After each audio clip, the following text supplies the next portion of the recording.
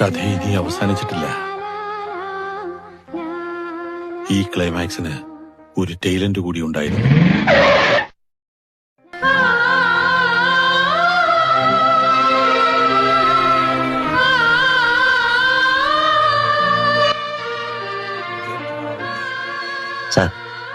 എന്റെ മനസ്സ് മാറുന്ന മുന്നേ ഇറങ്ങി